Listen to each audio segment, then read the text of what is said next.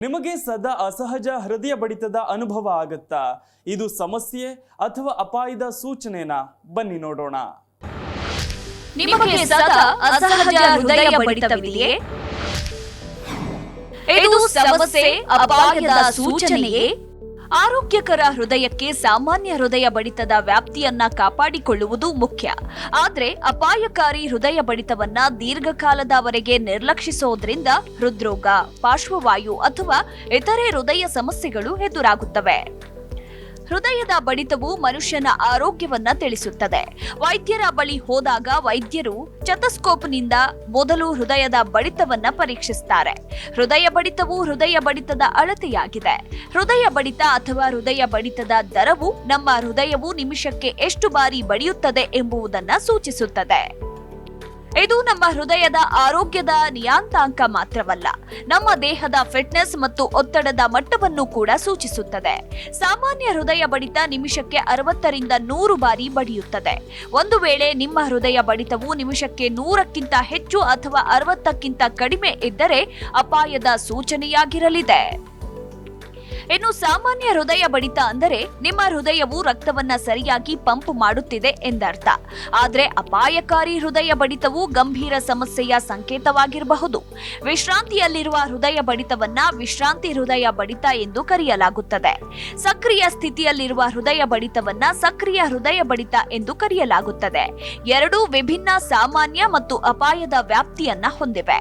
ಹೃದಯ ಬಡಿತವು ವಯಸ್ಸು, ಆರೋಗ್ಯ ಸ್ಥಿತಿ, ವ್ಯಾಯಾಮ, ಔಷಧಿಗಳು ಮತ್ತು ಒತ್ತಡದಂತಹ ಹಲವು ಅಂಶಗಳಿಂದ ಪ್ರಭಾವಿತವಾಗಿರುತ್ತದೆ. ಇನ್ನು ಆರೋಗ್ಯಕರ ಹೃದಯಕ್ಕೆ ಸಾಮಾನ್ಯ ಹೃದಯ ಬಡಿತದ ವ್ಯಾಪ್ತಿಯನ್ನ ಕಾಪಾಡಿಕೊಳ್ಳುವುದು ಮುಖ್ಯ.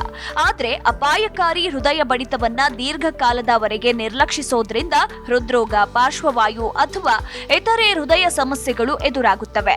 ಹೀಗಾಗಿ ಹೃದಯ ಬಡಿತವನ್ನ ಮೇಲ್ವಿಚಾರಣೆ ಮಾಡುವುದು ಮತ್ತು ಯಾವುದೇ ಅಸಹಜತೆ ಕಂಡುಬಂದರೆ ಸಮಯಕ್ಕೆ ಸರಿಯಾಗಿ ವೈದ್ಯರನ್ನ ಸಂಪರ್ಕಿಸುವುದು ಮುಖ್ಯವಾಗುತ್ತದೆ. ಅಸಹಜ ಹೃದಯ ಬಡಿತವೆಂದರೇನು? ಅಸಹಜ ಹೃದಯ ಬಡಿತವು ಅಪಾಯಕಾರಿ ಹೃದಯ ಬಡಿತದ ವರ್ಗಕ್ಕೆ ಸೇರುತ್ತದೆ. ಈ ಸಮಸ್ಯೆಯು ಹೃದಯಘಾತ ಅಥವಾ ಪಾರ್ಶ್ವವಾಯುವಿನ ಅಪಾಯವನ್ನ ಹೆಚ್ಚಿಸುವ ಸಾಧ್ಯತೆಗಳಿವೆ. ಅಸಹಜ ಹೃದಯ ಬಡಿತದಲ್ಲಿ 2 ವಿಧಗಳಿವೆ. ಒಂದು ಅತಿ ವೇಗದ ಬಡಿತ, ಟಾಕಿಕಾರ್ಡಿಯಾ. ಮತ್ತೊಂದು ನಿಧಾನಗತಿಯ ಬಡಿತ ಅಥವಾ ಅನಿಯಮಿತ ಬಡಿತ, ಬ್ರಾಡಿಕಾರ್ಡಿಯಾ. ಇನ್ನು ಪ್ರತಿ ನಿಮಿಷಕ್ಕೆ 100ಕ್ಕೂ ಹೆಚ್ಚು ಬಡಿತಗಳಿದ್ದರೆ ಅದನ್ನ ಟಾಕಿಕಾರ್ಡಿಯಾ ಎನ್ನಲಾಗುತ್ತದೆ. ಇನ್ನು ಗಂಟೆಗೆ 60ಕ್ಕಿಂತ ಕಡಿಮೆ ಬಡಿತಗಳಿದ್ದರೆ ಬ್ರಾಡಿಕಾರ್ಡಿಯಾ ಎನ್ನಲಾಗುತ್ತದೆ. ಈ 2 ಪರಿಸ್ಥಿತಿಯಲ್ಲಿ ಹೃದಯವು ಸಾಕಷ್ಟು ರಕ್ತವನ್ನ ಪಂಪ್ ಮಾಡಲು ಕಷ್ಟಪಡುತ್ತದೆ. ಅಕಾಲಿಕ ಹೃದಯ ಬಡಿತಗಳು ಕೆಲವೊಮ್ಮೆ ಹಾನಿಕಾರಕ ಎನಿಸದೇ ಇದ್ದರೂ ಹೃದಯ ಸೇರಿದಂತೆ ಇತರೆ ಅಂಗಾಂಗಗಳಿಗೆ ಆಮ್ಲಜನಕ ಪೂರೈಕೆಯಲ್ಲಿ ವ್ಯತ್ಯಯವನ್ನುಂಟು ಮಾಡುತ್ತದೆ. ಹೃದಯಕ್ಕೆ ಸಾಕಷ್ಟು ಆಮ್ಲಜನಕಯುಕ್ತ ರಕ್ತ ಪೂರೈಕೆಯಾಗದ ಸ್ಥಿತಿಯನ್ನ ಆಂಜಿನಾ ಎಂದು ಕರೆಯಲಾಗುತ್ತದೆ. ಇದರಿಂದ ಎದೆನೋವು ಅಥವಾ ಅಸ್ವಸ್ಥತೆ ಉಂಟಾಗುತ್ತದೆ. ಹೃದಯ ಸಮರ್ಪಕವಾಗಿ ಕೆಲಸ ಮಾಡಲು ಸಾಧ್ಯವಾಗುವುದಿಲ್ಲ. ಇದು ರೋಗ ಅಲ್ಲದೆ ಇರಬಹುದು, ಆದರೆ ಅಪಧಮನಿಯಲ್ಲಿ ಮುಂದೆ ಉಂಟಾಗುವ ತೊಂದರೆಗಳ ಸೂಚನೆಯೂ ಆಗಿರಬಹುದು. ನಿಯಮಿತವಾಗಿ ಇಂತಹ ಸಮಸ್ಯೆ ಉಂಟಾಗುತ್ತಿದ್ರೆ ಹೃದಯದ ಸ್ನಾಯುಗಳಲ್ಲಿ ಘರ್ಷಣೆ ಉಂಟಾಗುವ ಸಾಧ್ಯತೆ ಹೆಚ್ಚು. ಹೃದ್ರೋಗಕ್ಕೆ ಕಾರಣಗಳೇನು? ಇತ್ತೀಚಿನ ದಿನಗಳಲ್ಲಿ ಒತ್ತಡಗಳಿಂದ ಹೃದಯ ಸಮಸ್ಯೆ ಎದುರಿಸುತ್ತಿರುವವರ ಸಂಖ್ಯೆ ಹೆಚ್ಚಾಗುತ್ತಿದೆ. ಒತ್ತಡದಿಂದ ಪ್ಯಾನಿಕ್ ಅಟ್ಯಾಕ್ ಸಮಸ್ಯೆ ಎದುರಾಗುತ್ತಿದ್ದು, ಕೆಲವರು ಪ್ಯಾನಿಕ್ ಅಟ್ಯಾಕ್ ಎಂದು ಸೂಕ್ತವಲ್ಲದ ಸ್ವಯಂ ಪ್ರೇರಿತ ಮಾತ್ರೆಗಳನ್ನ ಸೇವನೆ ಮಾಡುತ್ತಿದ್ದಾರೆ. ಈ ಮಾತ್ರೆಗಳನ್ನ ಕೆಲಕಾಲ ತೆಗೆದುಕೊಂಡು ಇದ್ದಕ್ಕಿದ್ದಂತೆ ಬಿಡೋದ್ರಿಂದಲೂ ಹೃದ್ರೋಗ ಸಮಸ್ಯೆಗಳು ಎದುರಾಗುವ ಸಾಧ್ಯತೆಗಳಿವೆ.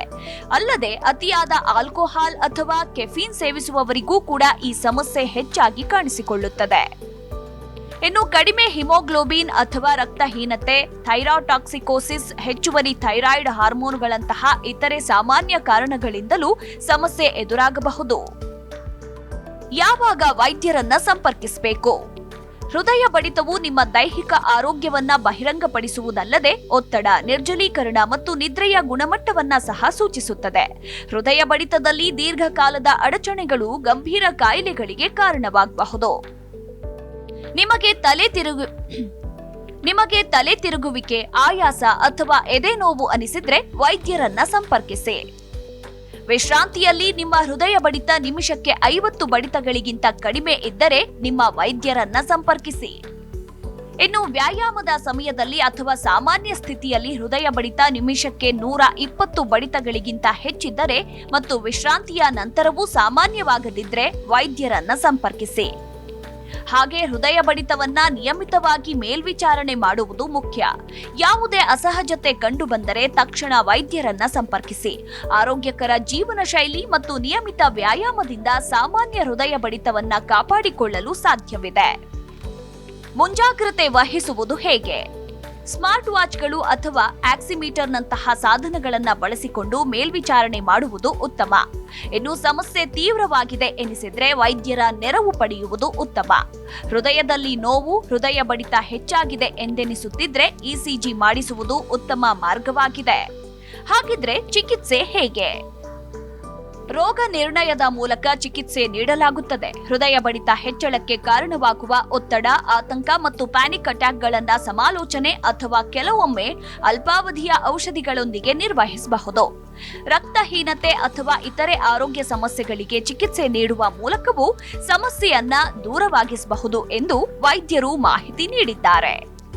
Desk bureau, G Kannada news.